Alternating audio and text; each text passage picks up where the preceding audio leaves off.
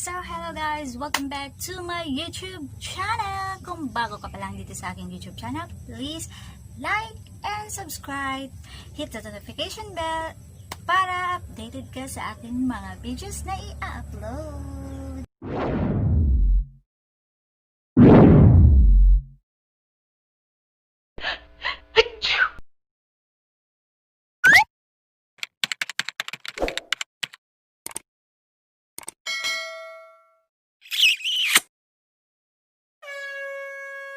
So, as for today's vlog guys, mag-unboxing tayo sa Shopee na order ko last December. So, ngayon lang po to dumating, kanina lang. Matagal kasi siya kapag overseas. So, let's get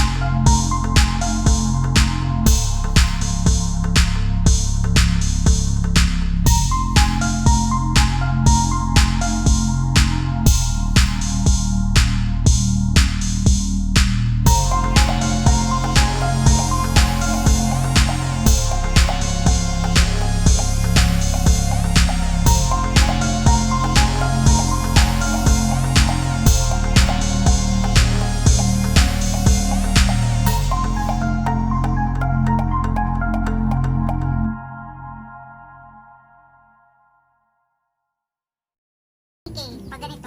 Kasi ang price niya is 1,225 yung nababayaran ko sa Shopee. Ewan ko lang dito. Kapag ganito kasi dito, mahal to. Super. At ewan ko rin kung class A ba to or grade. Hindi ko po alam. Basta. So, sa next video ko din, sa video ko, yun namang photochromatic glass para sa Atarad at saka pwede na rin pang sunglass. So, abangan nyo yun. Bye as for now. One eternity later. So, ayun nga guys, dumating na yung order ko galing Shopee. Itong photochromatic glass. Maganda po to siya sa mahilig mag-cellphone at maggamit ng laptop or computer. So, tingnan natin kung yung pagka-package niya kasi hindi nakalagay sa kahon, maliit na kahon para hindi mabasag ito. Syempre, kapag ganito, kailangan be careful mga dahil mababasag yung glass. Buti na lang hindi nabasag siya guys. So, maganda naman as far. Ay, kuripot. Kuripot si Sailor guys. Isang lalagyan lang sa dalawang isang lalagyan sa dalawang glass na to. My God, kuripot si Sailor. Grabe siya, oh. Grabe siya. So, eto guys. Thumbs down talaga ako dito sa hindi po to approve sa akin kasi yung packaging niya hindi maganda, hindi nakalagay sa kahon.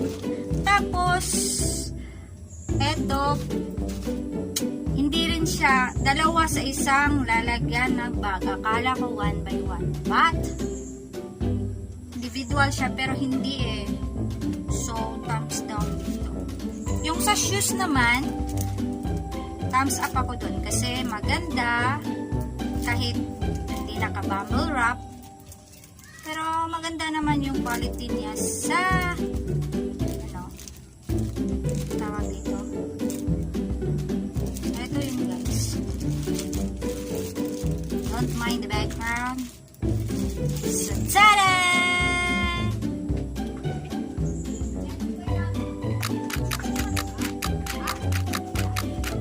So yun na guys, so please follow, pasensya na may nanonood. So please don't forget to like and subscribe, hit the notification bell para update kayo sa aking mga video na i-upload.